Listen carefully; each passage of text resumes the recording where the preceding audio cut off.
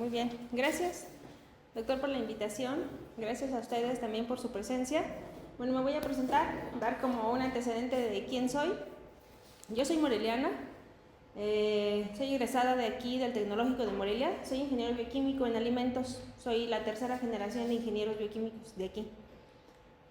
Después de eso, me fui a hacer una maestría en biotecnología y bioingeniería y biotecnología en el CIMBESTAB, en Zacatenco.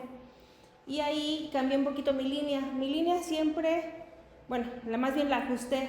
Yo desde la licenciatura hice una tesis para manejo de residuos de lo que era la aceitera Santa Lucía. Ahorita ya tiene un nombre como holandés o no sé qué será. Entonces, trabajamos esos residuos y los aplicamos como alimentos para aves. Trabajé con un investigador muy destacado de aquí de la universidad, justamente de la Facultad de Veterinaria. Y entonces me voy al CIMBESTAB con la idea de seguir con los alimentos para animales, pero más bien me enfoco en la parte de la gestión de residuos sólidos. Y desde entonces, desde la maestría, desde el 97, he estado trabajando con la gestión de residuos. Me parece a mí un tema bastante transversal. Si ustedes pueden ver las plantillas de profesores que están en la parte ambiental, la mayoría de ellas se dedica a sanear aguas, que obviamente es una parte muy importante. Algunos pocos se dedican a la parte de la contaminación atmosférica y muy pocos a la parte de residuos sólidos. Hay quien sí se va por la parte de suelos, pero la parte de residuos es una parte que casi nadie quiere trabajar, entonces siempre tenemos trabajo. De hecho, a mí me agrada mucho porque el sistema que ustedes quieran produce residuos. Lo que ustedes quieran, los residuos es lo más democrático que existe.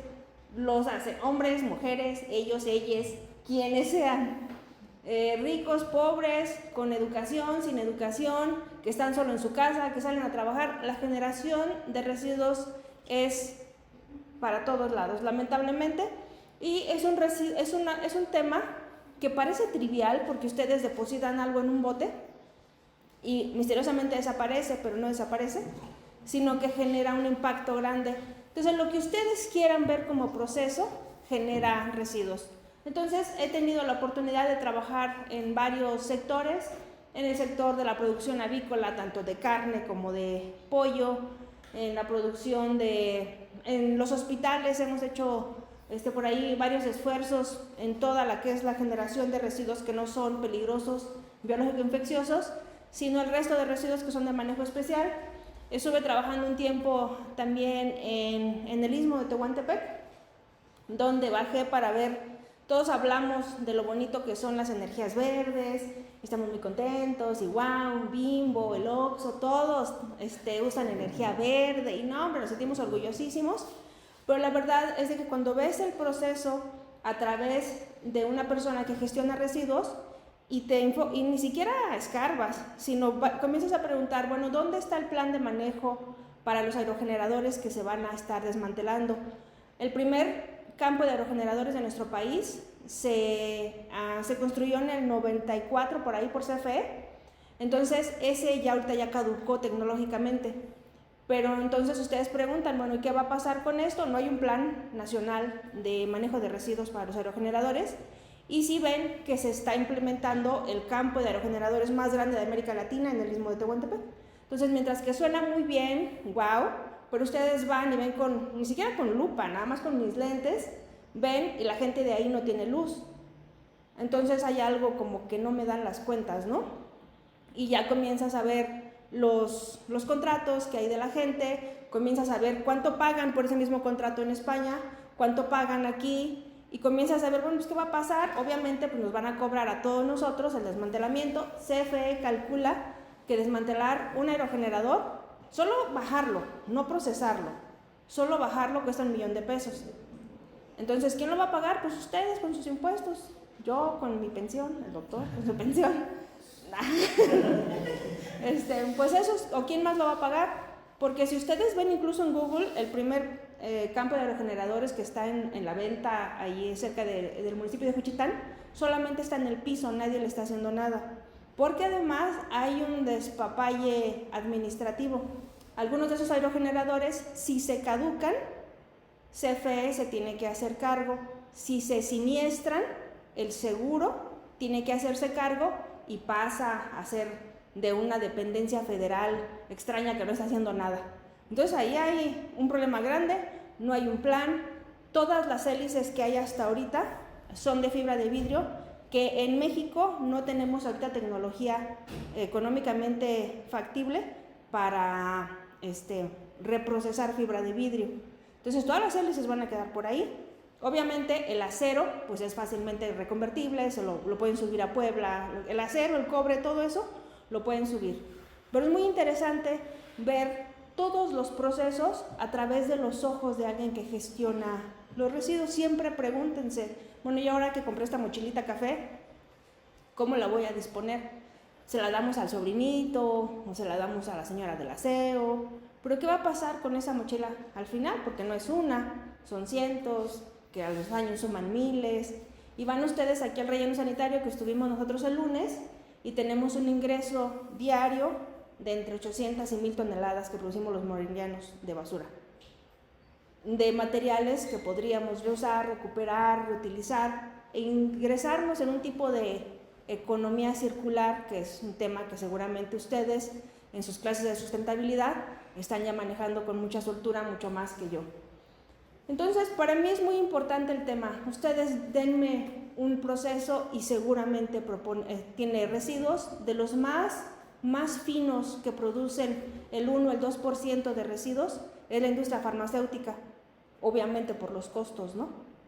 Entonces, si aún ellos están produciendo, lo que ustedes desean, morir produce residuos, nacer produce residuos. Tengo por ahí unos estudiantes que son de salud pública y estuvieron analizando los impactos ambientales de un parto o de una cesárea. Todo causa un impacto ambiental, todos somos impactantes en este planeta, así que no creas que no eres nada. Sí, impactas muchísimo en este planeta, impactas, de que impactas.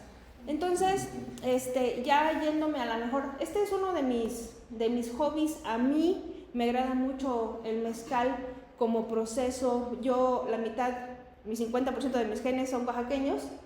Entonces, para mí el mezcal es muy importante, porque a diferencia de cómo lo manejan aquí en Michoacán, el mezcal es parte de la cultura, es parte de, ¿cómo se puede decir?, de esa correspondencia cultural que tenemos con un proceso que celebra nacer, morir, casarse. El mezcal acompaña los ciclos de la vida en Oaxaca, incluso la cosmovisión de los pueblos zapotecos, que es de donde viene mi padre.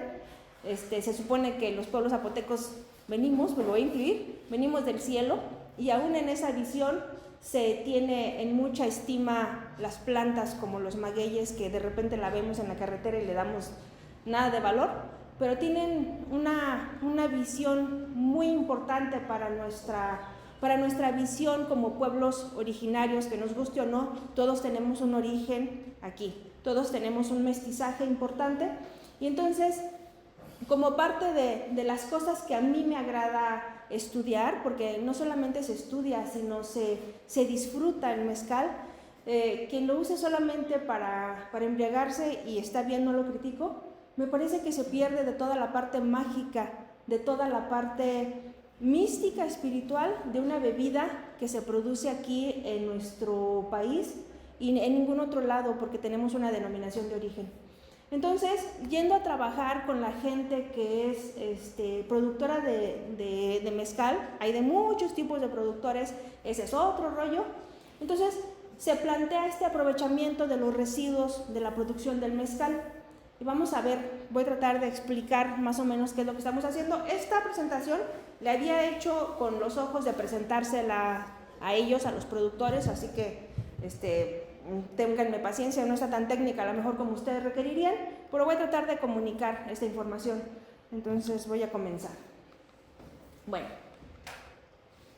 ¿qué problemática tenemos? Yo creo que ustedes, a estas alturas que están ingresando a los posgrados, no sé en qué semestre vayan, yo sugiero que antes de que se ensucien las manos en el laboratorio, estoy segura que ustedes, yo también fui estudiante de maestría y de doctorado. A veces uno comete el error de traerse muchos datos al laboratorio. y tiene cantidades de datos y el asesor está contentísimo y dice, wow, este chico sí trabaja, pero a la hora de procesarlos, y cuando uno le pregunta a ustedes qué significa eso, no tienen ni idea, porque no se plantearon ni una pregunta ni un problema. Y simplemente el asesor dijo, hay que ir a recoger datos, y fueron y se asolearon y regresaron negros y se sintieron orgullosos que habían desquitado la beca, pero no se plantearon de inicio qué problema voy a resolver y qué pregunta científica voy a contestar. Cuando ustedes tienen muy claro eso, tienen el 50% de la tesis, porque entonces los datos les hacen sentido. Si no, de repente tienen ahí cargas increíbles de datos y datos, ¿y esto para qué me sirve? No entienden para qué les sirve. Entonces, yo les sugiero, si a estas alturas no lo han hecho, que se cuestionen a ustedes mismos cuál es el problema aquí que estoy resolviendo con mi tesis y qué pregunta de investigación, eso es muy importante, voy a contestar con estos datos.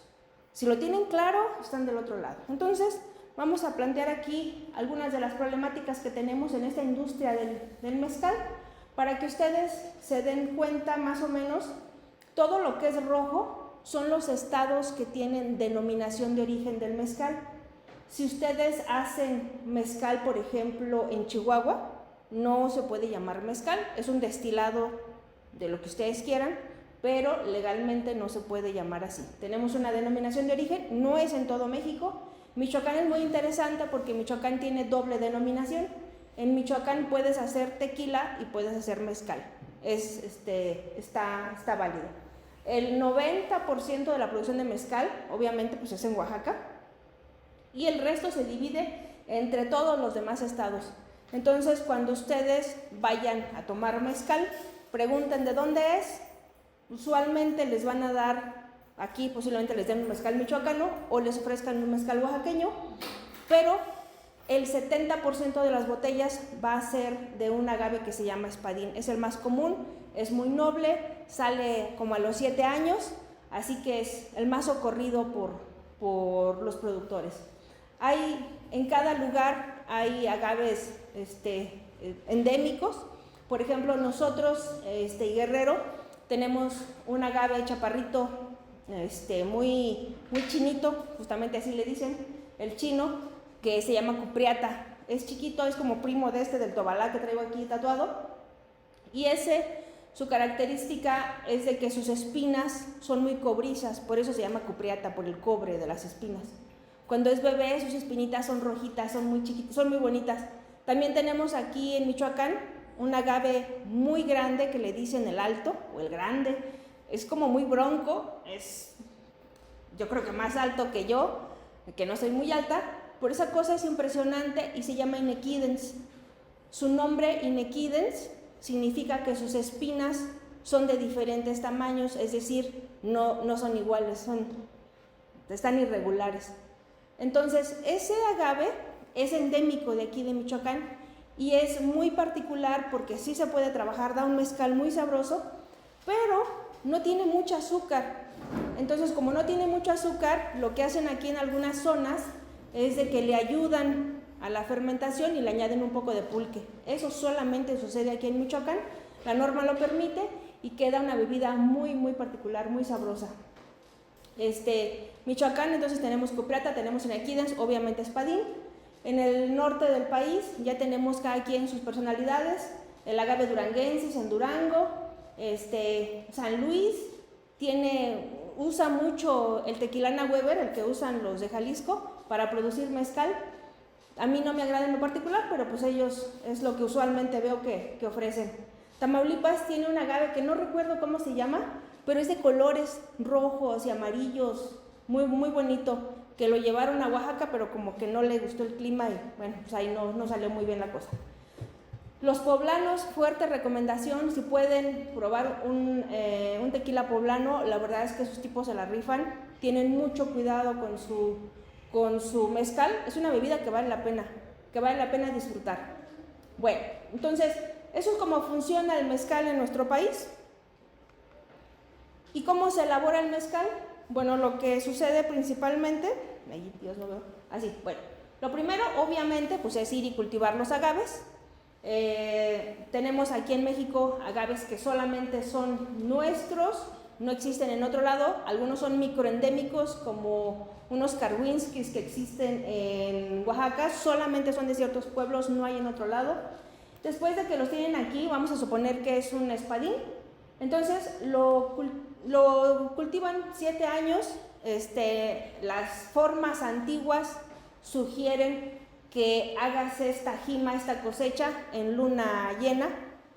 Eso es la parte mística, pero pues nosotros entendemos que eso ayudaría a que la planta tuviera azúcar. Entonces, después a veces se plantan en laderas, es allá terrible. Este proceso de elaborar mezcal es muy demandante físicamente. Van y cortan estas pencas que pueden ser, para los cupretas chiquititos, son unas pencas de este tamaño, pero hay algunas pencas, incluso de espadines o de otros agaves silvestres, que pueden pesar media tonelada. Entonces van, las giman, esto es que le quitan las pencas, dejan estas piñitas y se lo trasladan hasta el palenque, vinata o lugar donde van a hacer el mezcal. Estos palenques tienen un horno cónico en el piso, se colocan piedras volcánicas usualmente, se ponen las piñas, se tapan con tierra y se dejan ahí cocer algunos días. Después de eso, ya que se coció, que saben que ya está cocido, lo pasan a una molienda. Esta molienda con esta piedra que usualmente jala un caballo, se le llama molienda portaona. Pero si no tienen un caballo, usualmente estas 10 toneladas que metieron aquí se machacan a mano. Esto es muy, muy demandante. Una de las problemáticas de salud comunes en esta gente es que se fracturan la muñeca por el golpe del mazo con la piña. Y una vez de que se tiene todo esto ya machacado, se pasa a unas tinas. Pueden ser de madera, pueden ser pieles de animales. A veces en San Luis, muy chistoso, creo que es los únicos que he visto que lo hacen en un tanque de esos de 200 litros de aceite. Eso es lo que hacen, es la única zona que he visto que tienen esa característica, pero lo pueden hacer en muchas cosas. Madera es lo más común para el sur del país. Se deja aquí todo esto machacado. Obviamente estas piñas tienen una cantidad de azúcar, entonces se fermentan, me parece que unas 3 semanas. Aquí eso tiene agua, y se fermenta, ya está todo como espumoso, y lo pasan a un alambique de destilación. Entonces, a partir de aquí se hace usualmente una doble destilación y se obtiene ya el mezcal. Sale aquí calientito, si uno tiene la suerte de ya en ese momento, el productor le da su probada caliente, ya eso pega. Para mí el mezcal es de un vire muy rápido, y más cuando está saliendo del alambique. Entonces, este es el proceso general de cómo se hace esta bebida espirituosa. Bueno, entonces, como decía al inicio, como cualquier proceso, tiene escondido por ahí un asunto de producción de residuos. Por ejemplo, 1 litro de mezcal corresponde aproximadamente a 17 kilos de bagazo húmedo y unos 10 litros de vinazas. Las vinazas es el líquido que queda ya al final de la destilación. ¿Qué esos productos quedan? Las pencas que se quedaron usualmente allá en el campo, una vez que gimaron las piñas del agave, el bagazo, que es este remanente pulposo, lignocelulósico, después de que termina la destilación, y las vinazas es el líquido que queda después de la destilación. Usualmente, tradicionalmente, esas se dejan en el suelo. El bagazo, lamentablemente, muchos productores están cerca de ríos para agarrar el agua para la destilación y lo arrojan ahí. También las vinazas. Y bueno, hay algunas propuestas de uso que vamos a ver a continuación. Entonces, esta es una foto de un amontonadero de bagazo en una casa en los alambiques, como pueden ver. Entonces, según nuestros cálculos, efectivamente son entre 10 y 15 kilos de bagazo por litro de mezcal, ¿no? Bueno, ahora, ¿qué características tiene este material?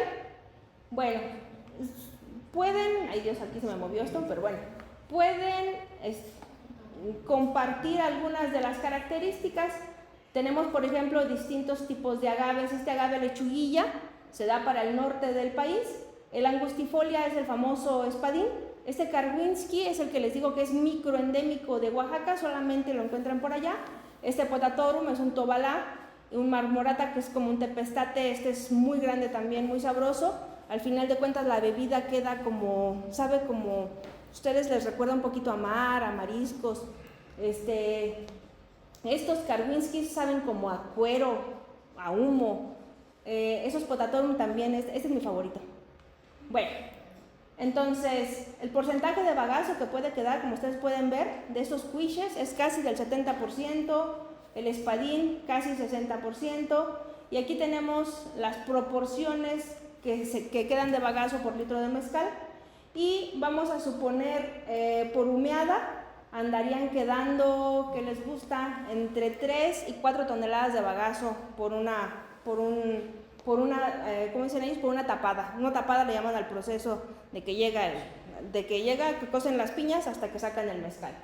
Entonces, por año podemos tener entre 20 y 35, 37 toneladas de bagazo que le quedan al productor, suponiendo que hace el promedio de 7 tapadas al año, que es un pequeño productor. Bueno, esta angustifolia, el espadín, es el que es el 70% de las botellas que tenemos vienen de este agave. Bueno, ¿qué podemos hacer entonces con este bagazo? De manera tradicional, como decía, se deja secar ahí, nomás lo tienen amontonado, como pueden ver en esta foto. Algunos productores dicen que lo compostean, que no me queda muy claro qué es lo que hacen, porque simplemente hacen esto y ellos dicen que lo compostearon, pero bueno, no los contradigo.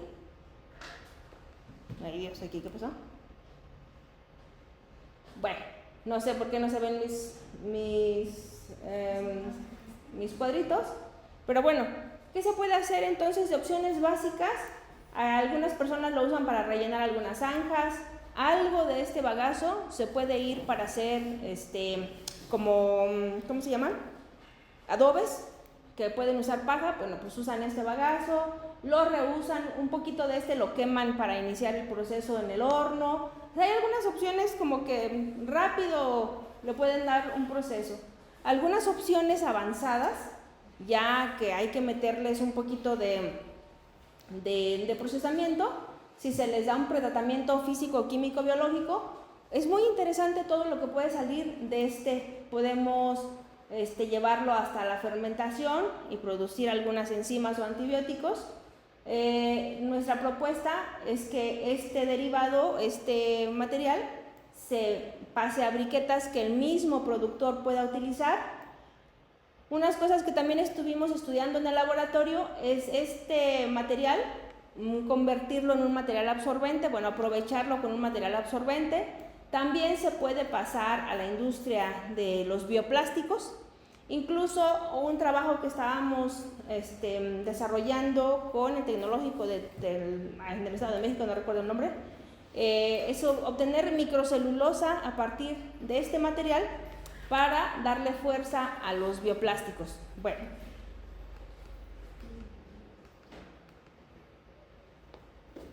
entonces, ¿por qué nos interesa este asunto de sustituir la leña o el carbón que pueda estar usando el productor?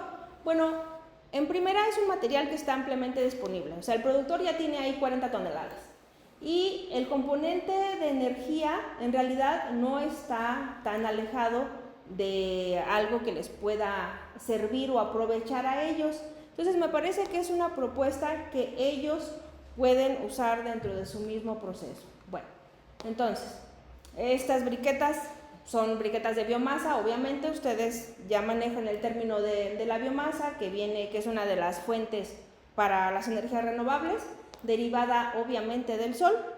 Ustedes saben que prácticamente todas las energías renovables provienen del sol, excepto dos. ¿De dónde y de dónde? ¿Lo recuerdan? ¿Cuál? Por el aire tiene que ver con el sol porque se calienta. Entonces, ¿cuál otra de las energías renovables no viene? De ahí, la que aprovecha el movimiento del agua por la luna, que tiene por las mareas, y la geotérmica, por supuesto. Bueno, entonces, ¿qué son las briquetas? Pues no son más que ladrillos. El material se densifica y la idea es que podamos sustituir el material que estén usando ellos para cocinar sus piñas, ¿no? Bueno, las briquetas, perdón, se pueden hacer pues, de muchos materiales, tampoco es novedoso. Tradicionalmente se usa la caña de azúcar, lo que queda del maíz, cartón, aserrín, cascarillas de arroz y últimamente el bagazo de agave también lo pueden ustedes ver ya en los reportes científicos. Bueno, entonces nosotros comenzamos a pensar, bueno, ahora sí ya, ¿no? Ya dejé mi botella y ahora tengo que comenzar a pensar como científica. ¿Cuánta energía se necesita entonces para producir una botella de mezcal joven a 48 grados, que la norma lo permite entre 35 y 50 y algo? Y entonces fue que nos dedicamos a estudiar el proceso con una metodología de impacto ambiental y que nosotros dijimos, bueno, vamos a hacer todo un inventario de qué se necesita para producir mezcal, de tal manera que yo pueda saber cuánta energía necesito para producir una botella. Entonces se ocupan 164 megajoules por botella y 110 megajoules representan la leña en el punto de la destilación. Entonces el punto que nosotros identificamos como un hotspot es la destilación como el punto más demandante de energía. Bueno, entonces pues nos fuimos a ver cuánto es el poder calórico de la leña, que ustedes ya lo saben, y ver si valía la pena. Obviamente no estamos ahorita todavía aspirando a lograr decirles que no usen la leña, pero así a que estén dejando un 30-40% de la utilización de la leña para su proceso y podérselos regresar a través del bagazo. Bueno, entonces les preguntaba yo a los productores, ¿por qué es importante atender cuánta leña necesita mi destilación de mezcal? Pues porque ellos ya lo saben, no se los tengo que explicar, la leña no es un recurso infinito y ahorita lo están peleando con otros procesos domésticos. Los costos de la leña para ellos, al menos aquí en Michoacán, por tapada son 2 camionetas que utilizan de 3 toneladas, entonces me dicen que se gastan como unos entre 7 y 10 mil pesos, que bueno, pues ya le comienza a meter ahí un poquito de ruido, ¿no? En el costo de la botella. Por eso, además de los impuestos, por eso los mezcales son tan caros. Existen otros sectores que también utilizan leña, como las estufas. Entonces yo les explico, pues si ya tienes el material en tu palenque, bueno, pues vamos a suplir esa necesidad, ¿no? Entonces, ¿cuánta energía puede tener el bagazo de agave? Bueno, pues esto, y se ocupan 7 kilos de leña por botella. Entonces tenemos que darles o suplir esa necesidad, ¿no?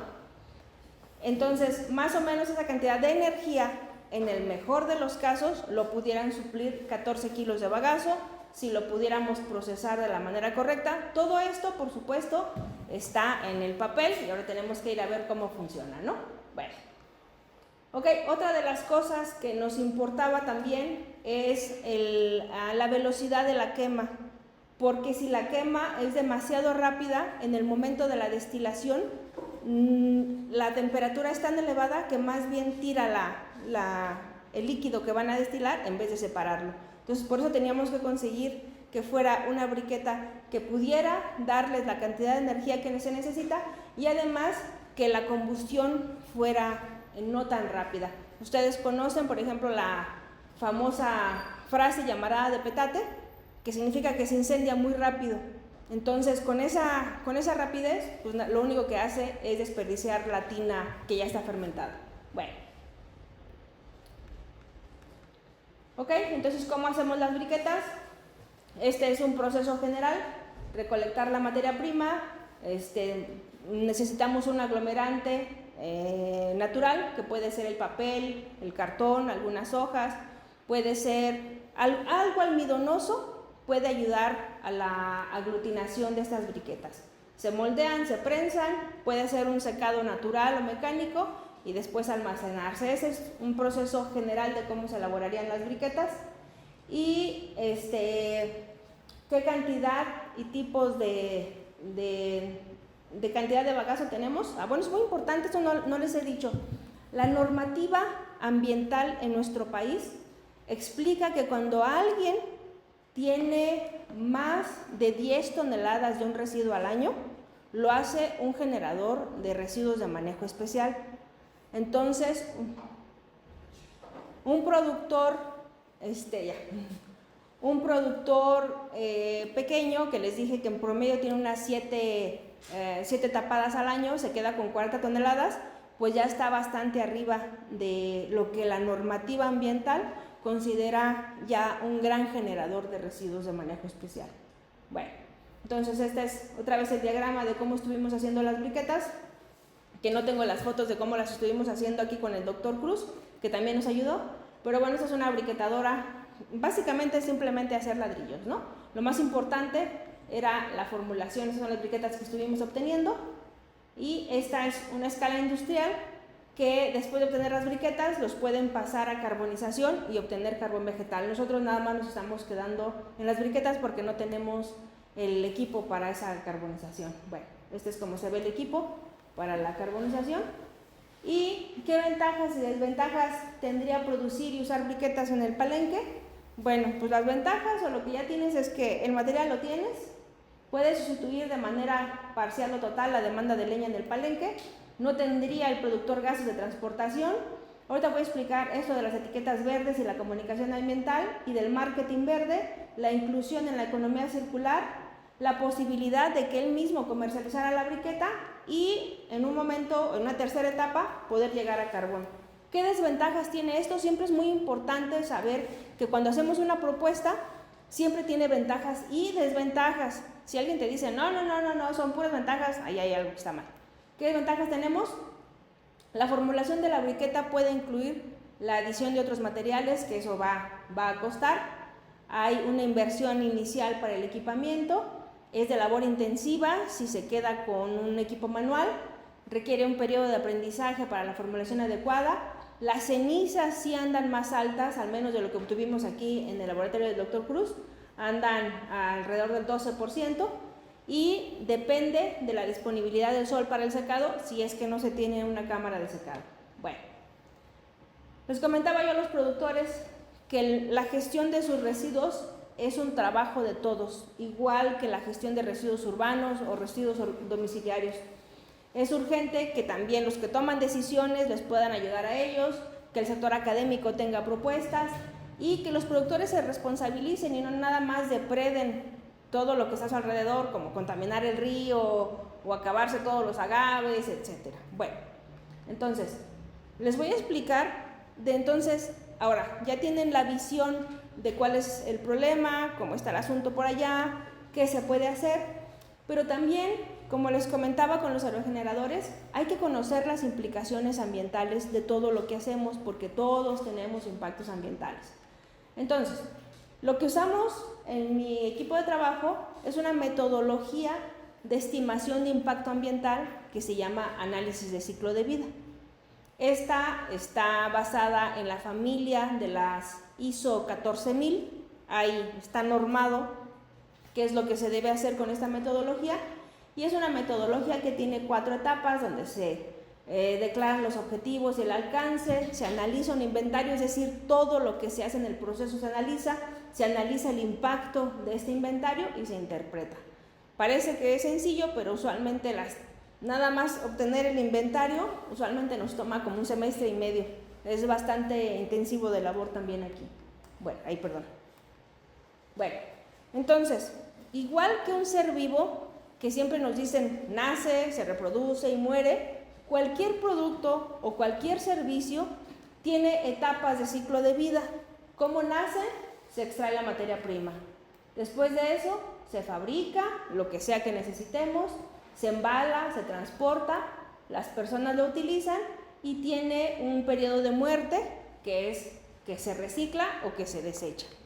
Todas estas son las etapas de ciclo de vida de un producto, de los aerogeneradores, de la producción del mezcal, de lo que ustedes gusten, usualmente tiene estas etapas de ciclo de vida.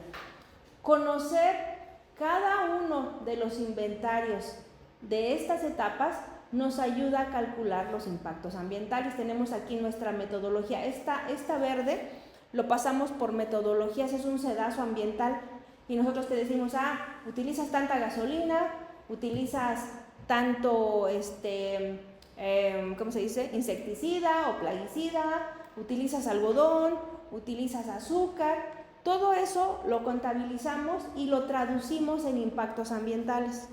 Estos impactos ambientales, seguramente que ustedes han escuchado que es muy publicitado, el calentamiento global, la acidificación del agua, la eutrofización de nuestros cuerpos acuáticos, el daño a la capa de ozono, el deterioro abiótico, etc. Usualmente las metodologías que usamos nos dan 18 impactos ambientales y a partir de ahí, entonces nosotros decimos, ¿sabes qué? El hotspot por etapa es, no me crean, la extracción de la materia prima, dependiendo de lo que estemos estudiando. Entonces podemos identificar cuál es la etapa que es más problemática ambientalmente y nos enfocamos en esa y vemos cómo se puede mejorar el proceso. Bueno, entonces, para el caso del mezcal hicimos lo mismo, tenemos aquí sus etapas: obtener las materias primas, la manufactura, el mezclado, la distribución, el embotellado y el fin de vida. Entonces analizamos distintos tipos de categorías de mezcal. La normativa menciona, la 070, que existe el mezcal como industrial, artesanal y ancestral, ¿no? Dependiendo del tipo de herramienta que utilicen para ello. Por ejemplo, el ancestral, todo es a mano, absolutamente todo es a mano. Artesanal sí permiten de repente que se use una máquina para la molienda, y esto es antes de la actual normativa. Esta permitía, como en el mezcal, como en el tequila, que se le añadiera azúcar al proceso. Ahora ya no lo permite la norma. Ahora tiene que ser un mezcal, tiene que ser 100% de agave. Por eso esas bebidas dan muy poca resaca. Ustedes, si tienen una posibilidad de una borrachera solo con mezcal, van a ver que, oh my God, uno no queda como debiendo al siguiente día. Ya si le mezclan con cerveza y con otras cosas, no, ya ahí no les garantizo nada. Pero definitivamente el mezcal es una bebida muy noble incluso en ese sentido. Entonces, aquí nos venimos, identificamos, bueno, pues qué es lo que está pasando, cuáles son los impactos ambientales. ¿Se acuerdan cómo les decía yo por acá? Que uno identifica en qué etapa del ciclo de vida es el mayor impacto ambiental. Entonces, como por ejemplo para el mezcal ancestral para todos, tuvimos aquí que la etapa de la manufactura es el punto mayor de impacto ambiental. Ya cuando nos fuimos poniéndole la lupa a esa etapa, por ejemplo, en este punto, ya sea el cocido, la molienda, la fermentación o la destilación, quien nos da los mayores impactos ambientales, los hotspots, es el proceso de destilación, ¿sí? Y bueno, pues entonces aquí es donde tendremos que enfocarnos. Con este conocimiento, conociendo que el impacto ambiental está en la destilación, en la demanda energética en la destilación, es que nos atrevemos a proponer las briquetas, para entonces que este sistema se autoalimente y bajar este impacto ambiental. ¿Sí? Entonces la manufactura, el procesamiento tiene el 73% del impacto en todo el proceso de la producción de mezcal. Todo esto suma en algo que quizás ustedes han escuchado y dicen, bueno, pues ¿cuál es la huella ambiental? La huella ambiental de un producto o de un servicio es la sumatoria de todos esos impactos ambientales, por eso aquí hay todos estos, ¿no? Eso es la huella ambiental. A veces es solamente de un impacto ambiental y dicen la huella de carbono de tal producto es tanto, por ejemplo, ¿no? Bueno, entonces, ¿a qué voy con la visión que se podría tener con este manejo ambiental? Uno, dentro de todas esas normativas que yo les hablaba, de esas ISO 14000, nos explican que hay algo que se le llama etiquetado o bioetiquetado verde, donde uno puede agregarle valor al producto al hacer todos esos cálculos. Y uno dice, ¿sabes qué? Mi producto está reducido en CO2, está reducido en residuos, está reducido en manejo de agua, en lo que sea, y entonces uno tiene comunicaciones ambientales que le ayudan al productor. Y por ejemplo aquí, la huella de carbono en el sector del vino ecológico ya otros países, ustedes vean, por ejemplo, fotos de un supermercado en la Gran Bretaña y ustedes toman un bote de yogur, leche, lo que ustedes sean, y ustedes ven por porción cuánto es el impacto en CO2 para ciertos alimentos. Entonces, a lo mejor aquí nos falta un poquito llegar a eso, pero en las etiquetas empiezan, la que más se me viene a la mano y que yo usualmente sí veo, es las etiquetas de los atunes, que trae una etiqueta pequeña que dice: este atún es amigable con los delfines, es decir, que tuvieron el cuidado de no dejar que se murieran tantos delfines. Entonces, ese tipo de comunicaciones ambientales son las que le dan un valor de marketing al producto que ustedes estén ofreciendo. Bien, pues hasta aquí mi comentario. Ya se me fue el doctor. Ya, es que hace mucho calor, ya, basta. Pues no sé si tengan preguntas o comentarios. Ya. Preguntas o comentarios, gracias por escucharme.